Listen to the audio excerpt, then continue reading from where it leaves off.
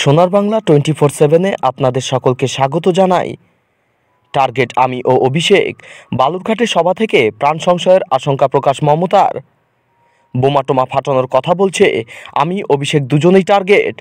রবিবার বালুরঘাটের ভোট প্রচারে গিয়ে প্রাণ সংশয়ের আশঙ্কার কথা জানালেন তৃণমূল সুপ্রিমো মমতা বন্দ্যোপাধ্যায়। নাম না করে বিজেপি নেতা শুভেন্দু অধিকারীর বিরুদ্ধে তোপ দাগেন তিনি। বোমা তো তোদের বিরুদ্ধে আমরা ফাটাবো, বোমা তো তোদের বিরুদ্ধে। পিএম কেয়ারের টাকা গেল কোথায়?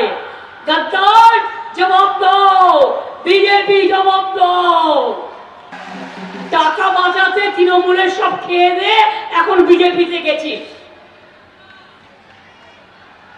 কার বিরুদ্ধে বোমা বাড়াবি? সাজিয়ে গুজিয়ে বোমা। মনে রাখবে, উপরের দিকে থুতু ফেললে থুতুটা নিজের গায়ে লাগে।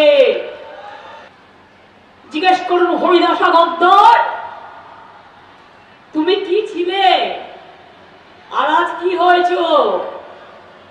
আঙুল ফুলে কলা গাছ হইয়া গেছো। নিজের কত কি? কেন বিজেপিতে গেলে?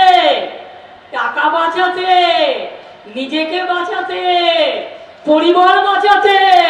মনে রেখে দিও, বিজেপি কাল থাকবে না। তোমাদের মতো গদ্দারদের আমরা কোনোদিন জায়গা দেব না, কোনোদিন জায়গা দেব না, কোনোদিন জায়গা দেব না। এই যে বোমা টোমা ফাটানোর কথা বলছে না, আমিও টার্গেট, অভিষেকও টার্গেট। এরা আমাদের জীবন পর্যন্ত নিয়ে নিতে পারে, এত ডেঞ্জারাস এরা।